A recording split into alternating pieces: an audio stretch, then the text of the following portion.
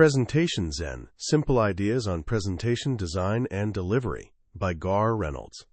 Picture yourself gliding through the Japanese countryside on a bullet train, racing past rice fields at 200 miles per hour. Mount Fuji rises majestically outside your window, perfectly balancing ancient beauty with modern speed.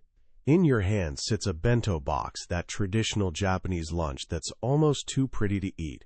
Every element has its place. Nothing is crowded. Nothing is wasted.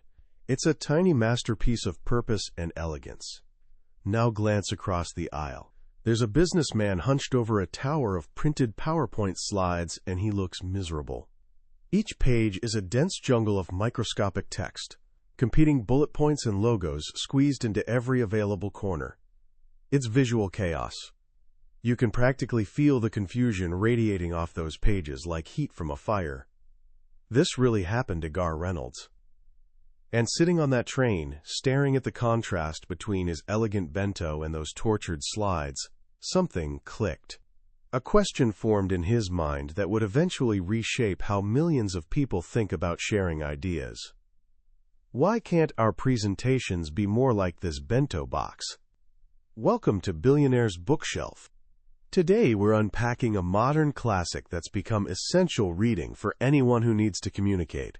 Presentation Zen, Simple Ideas on Presentation, Design, and Delivery. But here's the thing. This isn't just another how to make prettier slides manual. It's about thinking clearer, connecting deeper, and actually mattering to the people you're talking to. By the time we're done here, you'll understand 3 powerful principles that can rescue any presentation from the land of boring, forgettable lectures and transform it into something people actually remember. You'll discover secrets that communication masters, from Steve Jobs to ancient Zen teachers, have used to captivate audiences and spark real change. This is your roadmap to getting your ideas not just heard, but understood and remembered. So let's dive in. Ever found yourself trapped in a meeting room, staring at a screen plastered with bullet points while your brain just checks out? The information might be important, but your mind refuses to cooperate.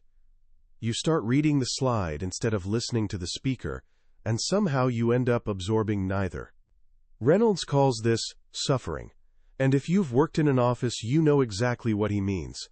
We're all drowning in what he brilliantly calls death by PowerPoint. Here's the problem. We've been taught backwards. We've been conditioned to believe that a good presentation means stuffing every square inch of screen space with information to prove we're smart. We lean on software templates that push us toward bullet points instead of stories. We treat live talks like written reports, completely missing that these are 2 wildly different animals. The Presentation Zen approach flips all of this on its head. It's not a rulebook or a software tutorial. It's a mindset shift, a new lens for seeing. It rests on 3 pillars that become your guiding lights out of the PowerPoint wasteland. They are restraint in preparation, simplicity in design, and naturalness in delivery. Let's unpack what each of these actually means in practice. Part 1. The Art of Preparation, the Power of Restraint. Here's something that might surprise you. Creating a great presentation doesn't start with opening PowerPoint or Keynote. In fact, that's where things usually start going wrong. Your journey begins by stepping away from your computer entirely. Think about what happens the second you launch that software. You're immediately boxed in. The program demands a title, then bullet points, then more bullet points. Before you've had a single original thought, the software is already shaping your thinking, channeling you down its predetermined path. The Presentation Zen way says, go analog first. Find a quiet corner. Grab a whiteboard, a plain notebook, or even a stack of sticky notes. This is where the real magic happens. This is the stage of restraint. Restraint isn't about suppressing your best ideas. It's about having the discipline to pause, clear your mind, and dig down to the absolute core of what you're trying to say before you touch any technology. Steve Jobs once called the computer a bicycle for our minds. A bicycle amplifies your natural power. It lets you go farther and faster than walking. But you're still doing the work, you're still pedaling. Too often, we treat presentation software less like a bicycle and more like a self-driving car that whisks us down the highway of boring templates without our input. Going analog first puts you back in the driver's seat. So you're sitting there with your pen and paper. What now? You start with the right questions. Not, how many slides do I need? Or, which font looks professional? Those questions are noise. They're focused on the trivial stuff. Instead, ask yourself two fundamental questions. First, what's my single core point? If my audience walks away remembering just one thing, what should it be? Second, why should they care? That second question is where most people faceplant. You might be an expert on your topic. To you, it's obvious why it matters. But your audience isn't living in your brain. You need to connect your message to their world, their concerns, their needs. Reynolds calls this breaking through the curse of knowledge, that inability to remember what it's like not to know what you know. Want to test if your core message is clear enough? Try the elevator test. Imagine you step into an elevator with the exact person who needs to hear your idea. The doors close. You've got 30 seconds before they open again. Can you explain your concept and why it matters in that time? If not, your message isn't clear enough yet. Keep refining, keep simplifying, keep asking yourself, so what? Once you've nailed that crystal clear core message, here's another act of restraint that seems backwards but changes everything. Create a detailed handout. Wait, what? Why would you create another document? Here's the genius. A good handout liberates you. Most awful presentations suffer from what Reynolds calls the slidegement, that tragic hybrid trying to be both a slide deck and a document. People attempt to make their slides do double duty, work as a visual aid during the live talk, and serve as a standalone document afterward. The result? It fails spectacularly at both. The slides are too cluttered for a live audience, and too disconnected to work as a readable document. Here's the truth. A good slide and a good document are completely different creatures. When you create a proper, detailed document, a real report with all your charts, data, and backup information, you free yourself from cramming all that stuff onto your slides. Now your slides can finally be what they were meant to be. Simple, powerful visual aids that enhance your spoken words instead of repeating them. That's the heart of restraint in preparation. It's about doing the hard work of thinking, simplifying, and focusing before you ever open the software, so that when you finally do, you're using it to amplify a message that's already sharp, focused, and powerful. Part 2. The Art of Design, the Beauty of Simplicity. Once you've nailed your core message and shaped your story, it's time to think about your visuals. And your North Star here is simplicity. Now, let's be clear about what simplicity means. This isn't about dumbing things down, it's actually the opposite. True simplicity comes from deep intelligence and crystal clarity. It's about creating maximum impact with minimum elements.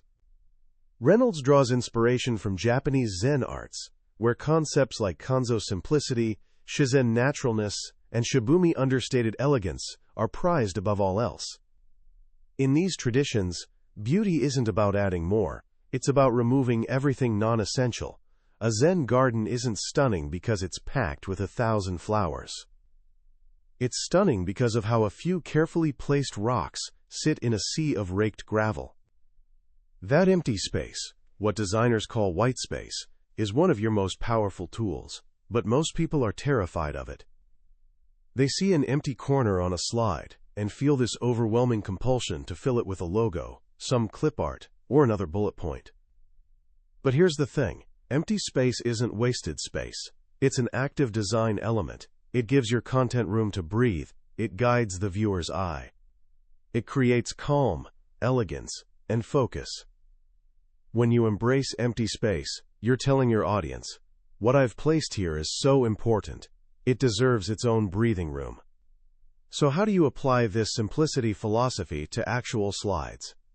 Here are some key principles to guide you. First up, the signal-to-noise ratio. This concept comes from engineering, but it's perfect for design. The signal is your actual message, the essential information you're trying to convey. The noise is everything else, the distracting backgrounds, the pointless 3D effects on charts, the corporate logos on every single slide, the decorative flourishes that add zero value. Your mission is to maximize your signal-to-noise ratio.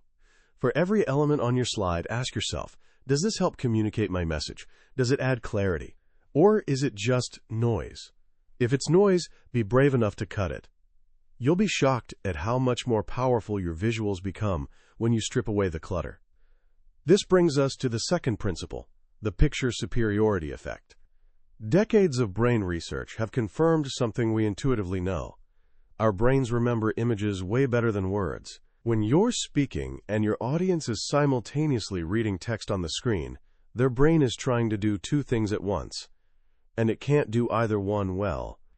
But when you're speaking and the screen shows a powerful, relevant image that reinforces your words, the two channels, visual and auditory, work in harmony. The message gets amplified. The memory sticks deeper.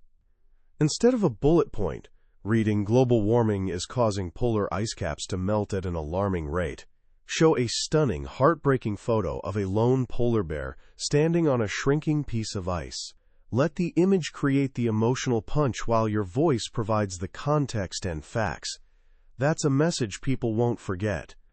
Finally, let's talk about 4 fundamental design principles that anyone can master. Reynolds calls them the Big Four: contrast, repetition, alignment, and proximity. Contrast means making different things look really different. Don't use 2 similar shades of blue. Use a bold, bright color against a dark, muted one. Don't use similar font sizes. Make your headline dramatically bigger than your subtitle. Contrast grabs attention and creates a clear focal point. Repetition creates unity. Use the same font, the same color palette, the same image style throughout your deck. This creates a cohesive, professional vibe and signals to your audience that all these slides belong together as one unified story. Alignment creates order. Nothing on your slide should look randomly placed. Every element should connect visually to other elements along invisible lines. When things align properly, the design instantly feels calmer, cleaner, and easier to process. Proximity is about grouping related items together. Things physically close to each other are perceived as belonging to the same group. This simple principle helps you organize information so your audience doesn't have to work to figure out what goes with what. These principles aren't rocket science, but when you apply them, when you maximize signal-to-noise ratio, harness the power of images, embrace white space, and use the Big Four to organize your content, your visuals transform. They stop being a crutch or a distraction and become a powerful, elegant partner in your storytelling. Part 3: The Art of Delivery, the Freedom of Naturalness. You could have the most brilliant message and the most gorgeous slides ever created, but if your delivery is flat, robotic, and disconnected, your presentation will still bomb. The third pillar of presentation Zen is naturalness. This is about being fully human, fully present, and genuinely connected with your audience. What does being present actually mean? Think about a master swordsman in feudal Japan. When facing an opponent, his mind isn't reviewing the technique he learned last week. He's not worried about winning or losing. His mind is completely clear and still, totally absorbed in the here and now. The Zen term for this state is Mushin no Shin, the mind of no mind. Because he's practiced for thousands of hours, the technique lives in his bones. It's part of him. He doesn't have to think about it. This frees him to be completely spontaneous, fluid, and responsive to whatever happens in the moment. This is the state you want to reach as a presenter. And here's the paradox. It doesn't come from winging it. It comes from the opposite. It comes from preparing and rehearsing so thoroughly that you've internalized your material. You know it so deeply that you don't need to remember it. You can just share it. When you hit this sweet spot, you're no longer a presenter performing a script. You're a person having a conversation. Your slides aren't a teleprompter. They're simply a backdrop to the conversation you're leading. This is the freedom of naturalness. And from that place of natural presence, you can genuinely connect with your audience. One of the best ways to connect is by starting strong. You've got about 60 seconds to grab your audience's attention before their minds start wandering. Don't blow that precious time on a boring agenda slide or a lengthy formal introduction. Reynolds gives us a handy acronym for starting with impact, punch. P is for personal. Open with a short, relevant personal story that connects to your theme. U is for unexpected. Say or show something that violates expectations and makes people sit up thinking, wait, what? N is for novel. Share brand new information, a surprising statistic, or a fresh perspective they haven't heard before. C is for challenging. Challenge a common assumption or ask a provocative question that makes them think differently. H is for humorous. Share a relevant, funny moment, not a canned joke, that creates a shared experience of laughter and connection. A powerful opening using punch creates immediate rapport. Once you've got that connection, your job is to maintain it through your physical presence. Step away from the lectern. A lectern is a barrier. It's a wall between you and your audience. Move around with purpose. Make genuine eye contact with real people. Don't just scan the room. Actually look into someone's eyes for a few seconds. Have a silent one-on-one moment, then move to someone else. Your voice should be conversational but energized. You're not chatting with a friend over coffee. You're sharing your passion with a room full of people. Let that enthusiasm shine through. Smile. Genuinely. Research on mirror neurons shows that when we see emotion on someone's face, our brains subconsciously mirror it. If you're genuinely excited to be there, your audience will feel that energy and reflect it back. Finally, here's a piece of Japanese wisdom that applies perfectly to presentations. Hara hachi bu. It means eat until you're 80% full. It's a longevity secret, but it's also a presentation secret. Most presentations are too long. They're stuffed with too much information, leaving audiences feeling bloated and overwhelmed. The best presenters know when to stop. They respect their audience's time and attention. No matter how much time you're given, aim to finish slightly early. Leave your audience satisfied, enriched with valuable ideas, and just a little bit hungry for more. That's the hallmark of a truly great performance. So let's circle back to that bullet train, the journey from cluttered, confusing slides to an elegant, satisfying bento box. That's the journey of presentation Zen. It starts with the restraint to find your core message. It continues with the simplicity to design visuals that clarify rather than confuse. And it culminates in the naturalness to deliver your message in a way that's authentic, connected, and genuinely human. It's not about becoming perfect. It's about learning to share your ideas in a way that honors both your audience's intelligence and your message's importance. When you step back and reflect on Presentation Zen, you realize this book transcends presentations. At its heart, it's a guide to creating clarity in a noisy world. We're living in an age of information overload, where everyone's fighting to be heard. The natural response for many is to shout louder, pack in more data, add more features, cram in more bullet points. But Garr Reynolds points to a different, wiser path. He suggests that in a world drowning in complexity, real power lives in simplicity. The most profound insight for me is this: simplicity isn't easy. It's not where you start.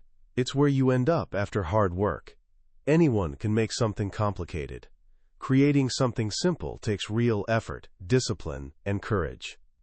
It requires understanding your subject so thoroughly that you can strip it to its absolute essence, then communicate that essence with elegance and grace. This applies equally to designing products, crafting presentations, or living your life. The Go Analog First philosophy is another gem. In our device-saturated world, the reflex is always to jump straight to the tool. But the best ideas rarely emerge while staring at a screen. They come in quiet moments, during walks, in the shower, while doodling in a notebook. This book reminds us that the most important tool for creativity isn't software, it's a quiet mind. So how can you start applying these ideas in your life right now? Here are 3 actionable steps. First, for your very next presentation, no matter how small, start by stepping away from your computer. Spend just 15 minutes with a pen and paper.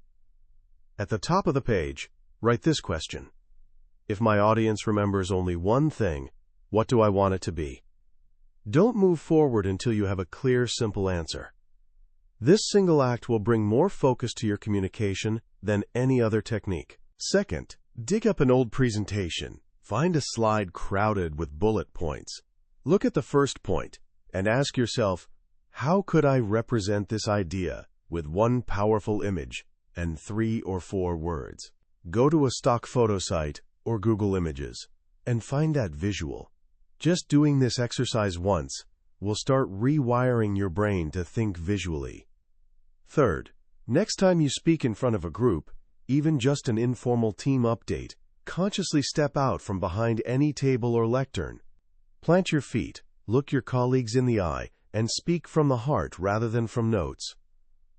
Focus on one thing only, making a genuine human connection. That's our summary of Presentation Zen by Garr Reynolds. We've covered the core principles today, but here's the truth. A summary is just the map. The real treasure comes from taking the journey yourself. The true magic of this book happens in those quiet moments when a particular story or simple image hits you in an unexpected way. This summary helps you decide if this book deserves your time and attention. If anything we've explored today resonates with you, if you feel drawn to communicate your ideas with more clarity and impact, I encourage you to grab a copy. Reading it isn't just about learning.